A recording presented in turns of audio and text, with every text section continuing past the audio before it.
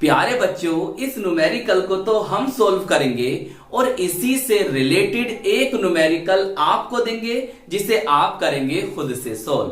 तो चलिए फिर कॉपी और पेन निकाल लीजिए और सॉल्व करते हैं। दिए गए परिपथ में धारा I का मान क्या होगा? प्यारे बच्चों, इस परिपथ को देखकर आपको समझ में आ गया होगा कि यहां पर किरचॉफ का कौन सा नियम लगने वाला है।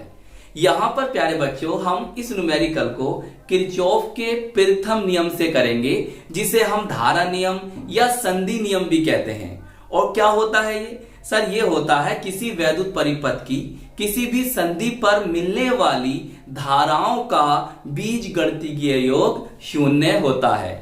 और ये भी याद रखिए कि ये जो नियम होता है किरचॉफ का प्रथम नियम, संधि नियम या धारा नियम जो होता है, ये आवेश संरक्षण को व्यक्त करता है।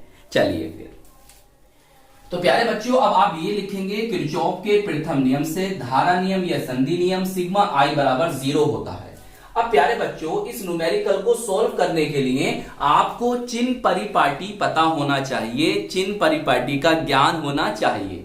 अब देखो, बहुत ही सिंपल है प्यारे बच्चों, जो धाराएं संधि की ओर आ रही हैं, जो धाराएं संधि की ओर आ रही हैं, उनके लिए लेंगे आप पॉजिटिव, बोले तो धनात्मक, सही। और जो धाराएं संधि से दूर जा रही हैं, उनके लिए लेना है आपको नेगेटिव, बोले तो ऋणात्मक। बस हो गया न्यूमेरिकल सॉल्व। तो प्यारे बच्चों, ये धारा संधि की ओर आ रही है, तो प्यारे बच्चों इसके लिए हम लेंगे पॉजिटिव, सही है। अब देखो, यानी धारा भी संधि की ओर आ रही है, तो यहां भी पॉजिटिव 6 एम्पियर है ना, एम्पियर, ए बोले तो एम्पियर।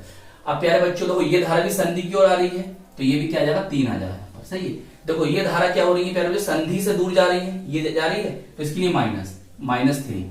अब देखो प्यारे बच्चों, ये भी क्या है, संधि से दूर जा रही है, देखो ये जा रही है संधि से दूर, तो इसके लिए क्या होगा प्यारे बच्चों, -10 बराबर क्या होना, 0 होना। प्यारे बच्चों, ये प्लस के 3 या माइनस के 3 कैंसिल हो गए, ये प्लस के 6 बचे और माइनस के 10, तो कितना बचेगा, I बराबर -4 बराबर 0। तो प्यारे बच्चों I बराबर हो जाएगा 4 एम्पियर प्लस में, सही है। देखो, ये संधि की ओर आ रही है ना, देखो संधि की ओर आ रही है, तो इसका मान कहाँ आया, पॉजिटिव में आया है। प्यारे बच्चों, आप इस न्यूमेरिकल को इस तरह से भी सोल्व कर सकते हो। सर कैसे? देखो, संधि की ओर आने वाली धाराओं का योग बराबर होगा संधि से दूर जाने वाली धाराओं के योग के। संधि की ओर आने वाली धाराओं का योग बराबर होगा संधि से दूर जाने वाली धाराओं के योग के। बात समझ में आई? देखो भाई, या करके कर देते हैं या अथवा करके कर देते हैं, जो भी आपको अच्छा लगा मेथड, उससे आप ये न्यूमेरिकल सॉल्व कर सकते हो। देखो बच्चों, संधि की ओर आने वाली धाराओं का योग करें, तो I आपकी संधि की ओर आ रही है, देखो ये भी संधि की ओर आ रही है, तो 6 होगी, ये भी संधि की ओर आ रही है, तो 3 हो गई, ठीक है। ये संधि की ओर आने वाली धाराओं का योग बराबर होगा संधि से दूर जाने वाली धाराओं के योग के। अब देखो भैया, कौन जा रही दूर, एक ही जा रही है, तो यहां कर देंगे 3, और देखो ये भी जा रही है संधि से दूर, तो +10, सही है। तो ये संधि की ओर आने वाली धाराओं का योग बराबर होगा संधि से दूर जाने वाली धाराओं के योग के, सही है। ये तरीका भी सही है।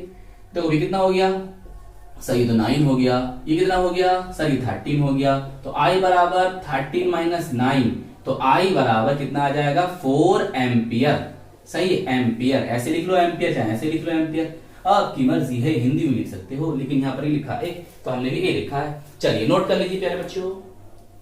चलिए फिर अब आप इस न्यूमेरिकल को करेंगे खुद से सोल्व। तो आई होप ये प्यारा सा छोटा सा न्यूमेरिकल आपको अच्छी तरह से समझ में आ गया होगा।